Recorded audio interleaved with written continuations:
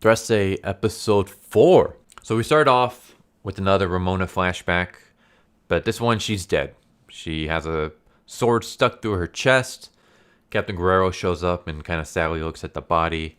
And then we see her, Ramona's lover, carrying his 2 kids. It was at this point I realized that, actually I realized this when I was editing episode 3, but the 2 kids are actually Crispin and Basolo, who are Alexandra's bodyguard. So I guess this is kind of like their origin story as well. Still doesn't change the fact that I feel like this should have been its own episode, but whatever. Anyways, Captain Guerrero shoots at Crispin and Basilo's father. Nothing really happens. His face kind of gets blasted, but then it regenerates super quick.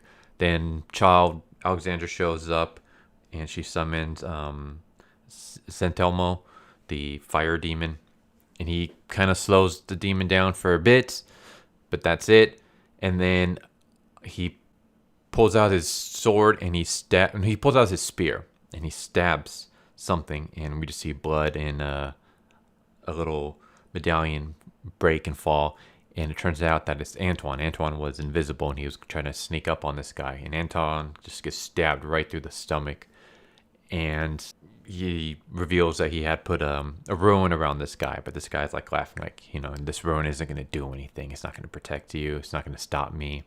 Until Alexandra runs, grabs her father's fallen blade, dives and finishes the last ruin on this symbol, which summons this mud golems that grab this demon creature and drags him back to hell, I guess. Yeah, it turns out that Anton is still okay. He just kind of shrugs off the wounds. And I thought this was going to be like his death moment. Because, he gets stabbed pretty deeply right through the stomach. Like, not even through the stomach, but like right under the rib cage. And I'm like, that's a death blow if I've ever seen one. But no, he's pretty much okay, I guess. Whatever. So that's the end of that little flashback. And then we cut to the main story. And we start off with Captain Guerrero, and he's just going about his day. So we see not really a day in the life of Captain Guerrero, but more like the morning in the life of Captain Guerrero. He's just kind of blank face, brushes his teeth. He does his morning exercises, his morning commute, goes to work. And at work, he's just kind of like, asking like, all right, what do we have to deal with today? He's talking to Tapia. When all of a sudden 2 other police officers come in with this drunken guy, and they kind of rough him up a little bit, and they sucker punch him and stuff. So basically these cops are kind of dirty. Like they're messed up cops. And Captain Guerrero's like telling them to knock it off. Like, we don't do that kind of stuff here. Like we want to be like legitimate for the people. We're not going to go around, beating up drunkards and shooting at people and stuff like that. Because he even mentions how these cops apparently were like shooting people or someplace else earlier or whatever. And I'm just kind of like, so why didn't you do anything about that? Why do you just kind of like, you kind of yelled at them, but you didn't, I don't know, suspend them or something? Like, if you know that they're doing crazy criminal stuff, maybe put a stop to it. I don't know. But yeah, he just kind of tells them, like, go put the drunk away into the cell and leave off. So then we cut to Alexandra, who's punching the hell out of a punching bag. And then Hank shows up, and we get a little talk about why Alexandra is kind of like stressed out. And I'm like, finally, we're seeing some personality from this character. Only took 4 episodes, but at least we're getting something. But yeah, it turns out that she's kind of upset and worried about the warning that Among gave in the previous episode about, like there's liars amongst your friends. She's upset that why does it seem like everything's kind of falling apart? Why does it seem like all these creatures are stepping up their game and they're doing things that's very close to, they're bending the contract and they're very close to breaking it. And like, I've already been attacked. My people have already been attacked in our home. Like, that's totally against the rules of the contract that we all set. So why does it seem like they're taking advantage of me? Like, what's going on? What's this big thing that's coming down? And she decides, like, I need to step up my game. Hank tries to say, like, we can do this diplomatically. Like, that's what your father would do. Your father would call the council and get everyone together and talk. And she's like, no, like, that's not working. Like, I gotta basically have them fear me, because at this point in time, it feels like everyone's trying to take advantage of me. Everyone thinks that they can get away with doing this stuff because I'm not going to do anything about it. But I am. So then she gets a call from Captain Guerrero, and then we see her and Bosco and Crispin going to meet up with Captain Guerrero. And basically what she finds out is that Captain Guerrero informs her that all these bodies have gone missing, like from the graveyard and stuff like that. And she's like, how many? And he's like, all of them. They're all disappeared. We have no idea where they are, but all the graves are basically broken into. All the bodies are gone. This seems like something that's like right up your alley. Maybe you can figure this out. And so Alexandra shows up I'm assuming this is a morgue. And as she's there, there's just like a TV going on, and it's basically talking about, oh my God, what was his name? The mayor that got in trouble in the first episode. He's basically trying to say that he's innocent of all the crimes put against him, blah, blah, blah.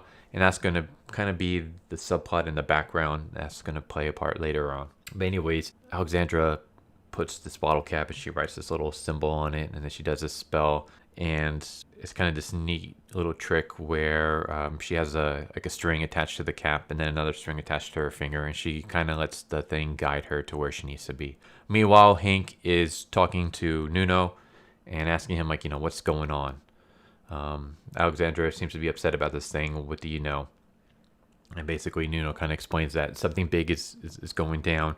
No one really knows what it is, but everyone believes that the mayor has hired some big players to help him out. And everyone is freaking out, including the Aswan. And the Aswan were the villains in the first episode. And basically, like, even the Aswan are making terrible deals with terrible people. Everyone's trying to get as much firepower and food and stuff as they can because something huge is going to happen. Back with Alexandra, she's letting the bottle cap lead her down the hall when the emissary of death shows up. And she basically tells Alexandra, like, there are souls missing from the train that were supposed to arrive already. My mistress is wondering what's going on. She asks for your help. And Alexandra looks into one of the rooms and notices that all the bodies inside the morgue and stuff in the body bags, they're all missing. And she kind of pieces together what's going on. So she tells the emissary, like, tell your mistress that I'll solve this thing, soon. And to expect the souls to arrive. Meanwhile, Captain Guerrero is dressing down one of the dirty cops when they look out the window and they see a bunch of zombies show up and trying to break into the police building. So yeah, this is a zombie episode. And then we come back to Alexandra. The bottle cap leads her to this hole in the wall where there's this medallion inside. And she basically explains there's 2 more other medallions. We need to get them. So there's 3 in total. And we need to break them all at once. And once we do that, whatever curse is bringing the dead back to life will disappear. So we need to go find the other 2 medallions.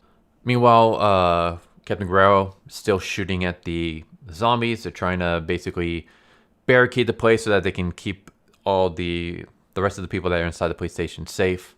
Captain Guerrero receives a call from Alexandra, and Captain Guerrero asks, like, do you have, we're being attacked by zombies, basically. Do you have any idea, like, how to fix this? And she's like, no. Like, I didn't know that the zombies were attacking your station, but that, makes things easier for me because now I know where the 3rd medallion is.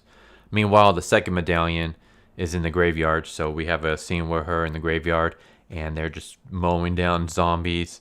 And the bottle cap leads to one of these giant flesh blobs. It's basically just like multiple zombies kind of all together in this one giant hideous form. And the medallion's inside. So Alexandra charges at it. Come back to the police station where they've barricaded the place. And Captain Guerrero says, like, is that everyone? And the dirty cops say, that's everyone except for the drunkard that's still in the cell. So Captain Guerrero's like, we have to save everybody. So he decides to pretty much go on a suicide mission to go and back into the cells and try to get the guy out. So he leaves to go get the drunkard out. We come back to Alexandra stabbing the once again dead body of the zombie. So We see her kill the giant blob creature off camera, and she's just stabbing the hell out of it, rips the medallion from its torso. Now she has two of them. She creates this, what she calls a dragon portal, that will basically teleport her to the police station. So as they're going through the portal, we cut back to Captain Guerrero, who shoots his way to the prison cells, and he meets the drunkard, and he's basically like trying to get the drunkard out, but the drunkard refuses to leave his cell. And basically he says, like, like, all you cops are the same. Do you even know my name? Captain Guerrero's confused. He's like, what do you mean? He's like, do you know my name? Do you know the name of the people that you harass and that you bully and that you kill? Or are we just numbers to you? Are we just statistics? Like, do you even know who I am? Like, do you even know my brother's name? Because his brother was killed by a cop. Meanwhile, Captain Guerrero doesn't. So he's kind of silent, and then a zombie attacks him. And then he gets saved by Tapia. But then more zombies start breaking in, and it's like, this is pretty much the end. Like, there's no way they can shoot their way out of this. But thankfully, Alexandra shows up outside the police station. She summons Satimo, the fire demon, once again. And the fire demon just rushes through the police building and incinerates pretty much all the zombies. Incinerates a huge bunch of zombies. And then she shows up and she's like, Satimo can't hold off all the zombies. We need to get the third medallion. And the bottle cap leads the third medallion to the drunkard. And she basically has Crispin and Basilo aim their guns, and they're thinking they're just going to shoot this guy. Captain Guerrero's like, no, don't do that. And she's like, if we have to kill one person to save everybody else, then that's what we're going to do. Like, his life isn't worth everybody else's. But Captain Guerrero's like, let me talk to him. Let me try to do this, diplomatically. So he talks to the drunkard, and he basically lists off a bunch of names. And the drunkard is now the one that's confused. And Captain Guerrero's like, all these people are people that were like you, like your brother. I think about them every day. Tell me your name so that I can add your name to the list of the people that I will never forget. And he finally tells his name is Raul. And he barfs up the medallion and he hands it to Captain Guerrero, who gives it to Alexandra. And they throw the medallions on the floor and they shoot it. And all the zombies disintegrate. And that's the end of the whole zombie invasion. So then we cut back to the Diabolic, where we have Hank talking to Almang, the little dwarf creature from the previous episode. And Hank is pretty much asking, like, what's going on? And Almang basically explains, like, I know Alexandra is upset with me. Here's some information. Hopefully that can, ease things between us. Basically, there's a lot of bad things going down. The mayor is calling in some big players, on his side, and Alexandra better watch out for herself. The worst has yet to come, basically. And then before their conversation can keep going, this weird dude kicks in the door, rushes in, and he opens up his coat, and it turns out he's a suicide bomber. And before Hank or Almang can do anything, he clicks the detonator and blows up, and the Diabolic explodes. And that's how the episode ends. So the episode ends with, is Hank and Almang dead? I guess it doesn't matter if Almang's dead because he's not really a big player, but is Hank dead? What's going on? And yeah, I'm hoping to see what this does to Alexandra, because Alexandra was already at the point where she's like stressed out and beating the crap out of a punching bag earlier because she feels like all the demons aren't taking her seriously. Like they are pretty much thinking that they can just walk all over her. And she's already pissed off that one of them tried to attack her in her home. And now one of them literally went into her home base and blew it up. So I'm kind of hoping to see, like, is this like a breaking point for Alexandra? Is she going to just like flip and go mad crazy with, not taking any more shit from people? Like, how's this going to affect her? It would be nice to see some kind of change rather than just the stoic appearance that she usually has, even in this episode, minus the beginning with her punching the punching bag and stuff. The rest of the episode, she's pretty much her normal stoic self. So I'm wondering if this is finally we're going to get something different out of her now. Now she's not going to just be the regular stoic character, but she's going to be more, I don't know if I want to say emotional, animated. She's going to be like more animated and stuff. I guess we'll find out. But yeah, there you go. There's episode 4, Trese. I liked it. I liked the episode a lot. The episode was a lot more emotional, I guess. Well, actually, the previous episode with the baby was also really emotional. I guess I would say that this episode, it was nice to see a little bit from other characters. Like, we got to see Captain Guerrero, and we got to see more of his character and personality and what he deals with on a daily basis.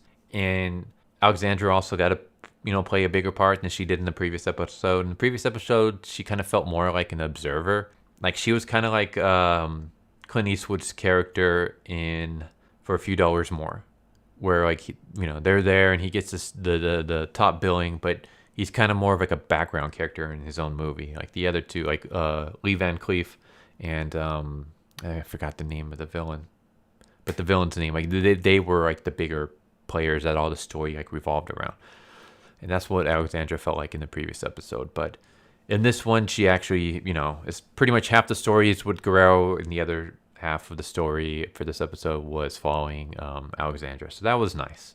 Yeah, so overall, good episode. I liked it. I would still say, yeah, the second episode would probably be the weakest so far, and even that one I enjoyed. That one wasn't too bad.